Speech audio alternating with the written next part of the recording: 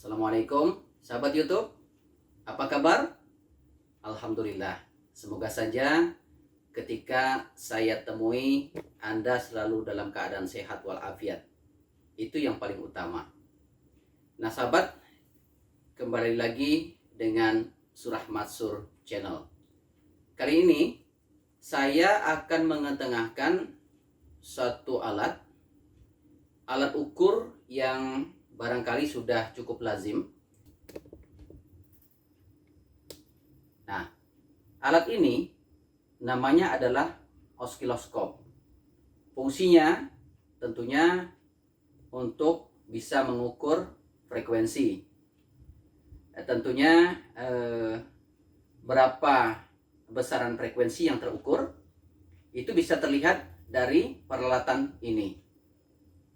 Nah, sahabat, bagaimana cara menggunakannya? Nanti akan saya informasikan. Mungkin perlu sedikit penjelasan. Di sini ada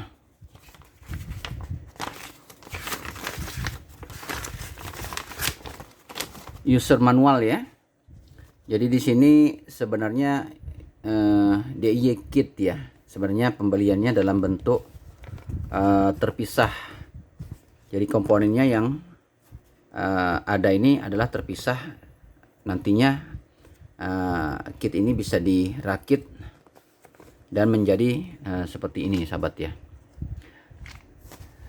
Oke sahabat ya, saya rasa tidak perlu kita lihat secara keseluruhan bagaimana petunjuk operasional daripada peralatan osiloskop ini, karena kalau dibaca banyak sekali ya petunjuk pada DIY ya. Saat pembelian tidak dilengkapi dengan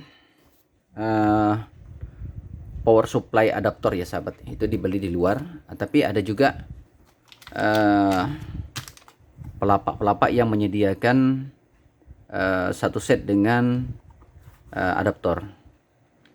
Sahabat ya, jadi saya membeli di luar daripada paket ini ya. Jadi power supply 9 volt ya sahabat. Baiklah sahabat, saya rasa langsung saja kita lihat bagaimana cara operasional dan power supply-nya. Saya tancapkan dulu. Jadi sebelum kita mulai, kita lihat dulu front panelnya. Pertama-tama yang paling utama ya sahabat ya. Di sini ada jack 9 volt untuk input power supply-nya. Kemudian di sini ada saklar power on off. Kemudian pada front panel ini layar LCD. Kemudian di sini pada tombolnya tertulis volt per diff. Kemudian second per diff, trigger dan oke. Nah, nanti akan saya beri informasi bagaimana cara penggunaan tombol-tombol daripada switch ini. Mungkin sedikit kilas balik buat rekan-rekan yang pernah kuliah di jurusan teknik elektronika atau mungkin dari STM elektronika.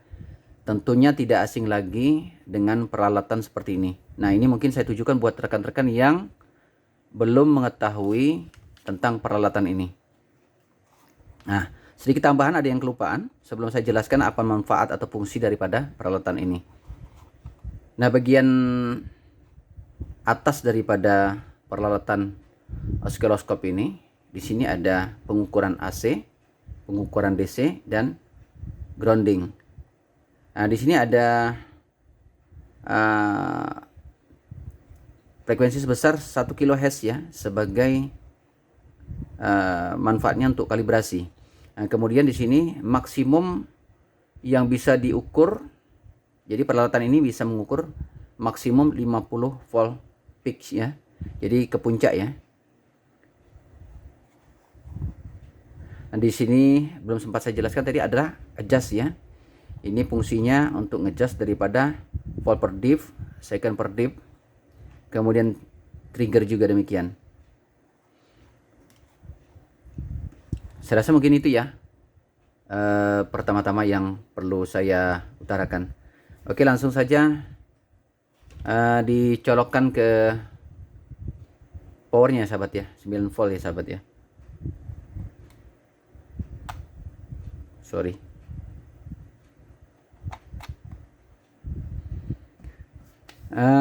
Kita coba langsung kalibrasi saja ya sahabat ya. Kita tancapkan dulu konektornya.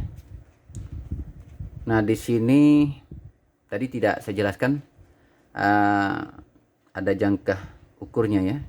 Jadi maksud saya ada kabel yang difungsikan sebagai jepitan untuk pengukuran pada bidang-bidang pengukuran. Nah, ini langsung kita tancapkan pada sumber daripada sumber gelombang yang sudah ada ini 1 kHz ya sahabat ya. Kita tancapkan.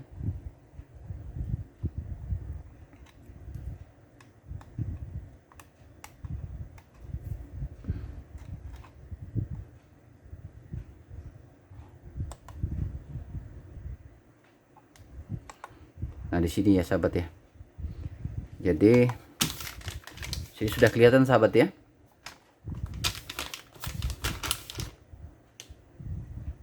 Jadi sini terukur 1 kHz ya.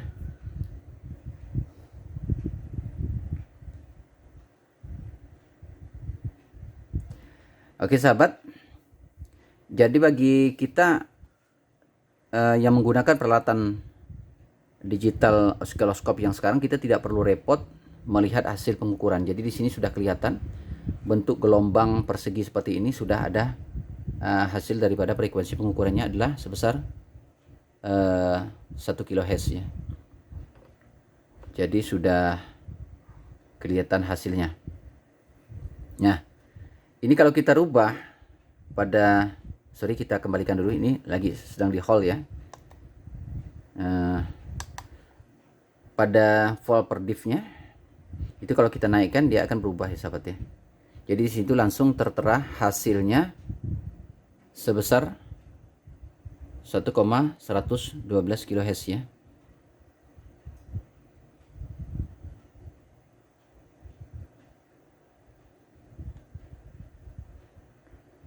Nah sahabat, bagi sahabat yang menggunakan peralatan ini hanya sebagai hobi saja sudah cukup ya sahabat ya. Saya rasa dengan peralatan osiloskop sekecil ini dan harganya juga terjangkau, murah ya sahabat ya. Jadi kita tidak perlu membeli dengan ukuran profesional karena harganya cukup mahal. Kali ini hanya dengan 400-an kita sudah bisa menggunakannya sahabat. Oke sahabat, mungkin setelah ini saya akan mencoba untuk mengukur PWM ya sahabat ya. Saya tidak akan mengukur bagaimana bentuk gelombang daripada sinyal listrik PLN, tapi saya akan mengukur sinyal kotak dari sebuah PWM ya, pulse width modulator. Jadi akan saya ambil dulu alatnya. Nah, alatnya seperti ini sahabat ya. Ini adalah pembangkit gelombang persegi. Jadi akan kita coba untuk mengukurnya. Kita tancapkan dahulu ini adaptornya.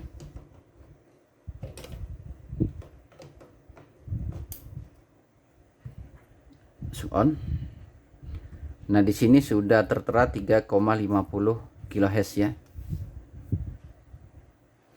Jadi bagaimana bentuk gelombang peralatan PWM signal generator ini?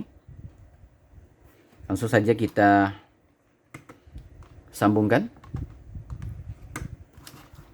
Oh iya, oke sahabat, untuk menghilangkan, tadi mungkin sudah saya informasikan ya, untuk menghilangkan hasil pengukuran itu langsung dipencet saja begini sahabat ya. Agak lama ya, mungkin 2-3 detik ya. Nah, akan hilang ya sahabat. Oke. Setelah itu kita coba ya. Jadi ini ke PWM output ground. Nah, di sini sudah tertera jelas untuk voltase input minus dan plus ya. Langsung kita sambungkan.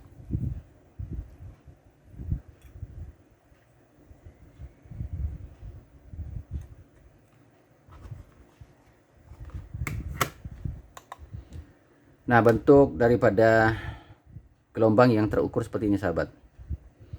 Jadi kita kepengen lihat bentuk yang jelas ya kotaknya.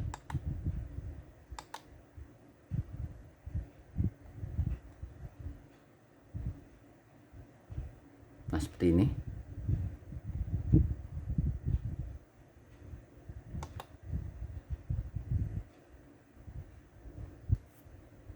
Ya, seperti ini sahabat ya.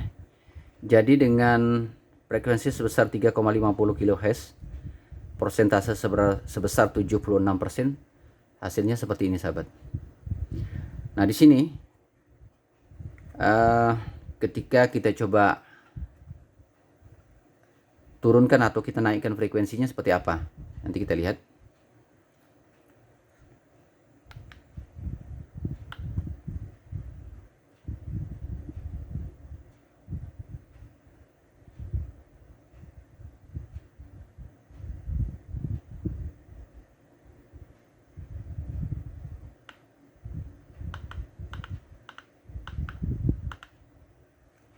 Kita coba pengukurannya sebesar 1 kHz.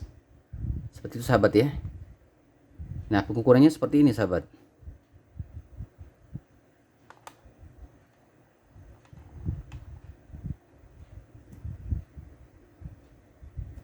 Jadi coba kita lihat hasil pengukurannya seperti apa. Nah, di situ kelihatan ada selisih ya sahabat ya antara display daripada PWM dan hasil pengukuran frekuensi yang tertera pada display oscilloscope-nya.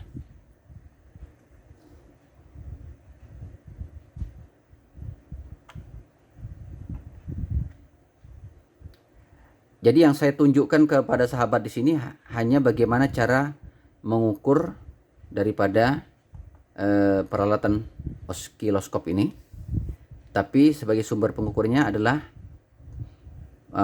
signal generator PWM yang ini.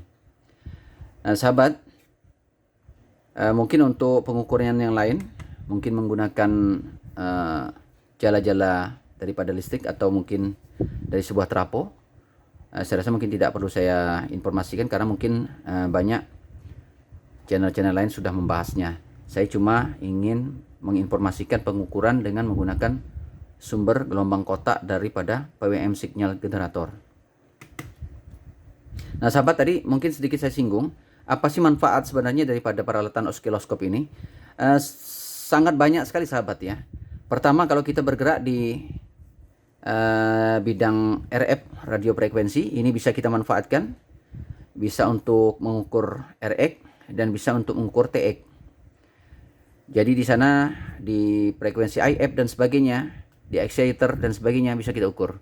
Nah, kemudian dari peralatan inverter juga bisa demikian ya. Kita untuk melihat gelombang sinus pada peralatan inverter kita yang memang menggunakan sistem gelombang sinus. Jadi ada cacat atau tidaknya dengan peralatan ini kita bisa melihatnya. Namun saya tidak bisa mempraktekannya, kebetulan inverter saya tidak ada. Tapi manfaat itu bisa dipakai gitu. Oke sahabat ya, saya rasa cukup jelas ya. Nanti saya akan membahas secara khusus peralatan ini, manfaatnya seperti apa dan penggunaannya akan saya bahas. Saya rasa mungkin ini cukup jelas ya. Jadi sederhana saja cara penjelasannya. Oke, mungkin ini saya copot dulu ya. Ini belum saya copot dari saat membeli ini. Oke. Nah, Ternyata setelah dicopot kelihatan layarnya lebih bagus ya sahabat ya. Oke sahabat, nanti kalau ada yang kurang jelas bisa ditanyakan di kolom komentar ya sahabat ya. Sebenarnya peralatan ini memang saya persiapkan untuk project yang ya mudah-mudahan saja insya Allah bisa bagus itu akhirnya. Oke sahabat ya, cukup dulu informasi daripada penggunaan peralatan osiloskop ini. Langsung saja kita off kan ya sahabat ya. Oke, kita off kan.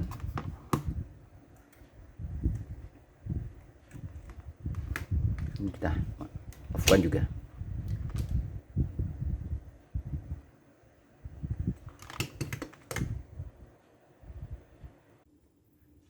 Demikianlah sahabat petunjuk ataupun bagaimana cara menggunakan peralatan osiloskop ini. Kalau Anda suka, tolong dukung terus channel ini agar bisa terus berkembang. Tentunya saya akan menayangkan kelanjutan video-video yang semoga saja bermanfaat untuk kita semua. Jangan lupa kalau Anda suka, like, komen, dan subscribe. Sampai jumpa. Assalamualaikum warahmatullahi wabarakatuh.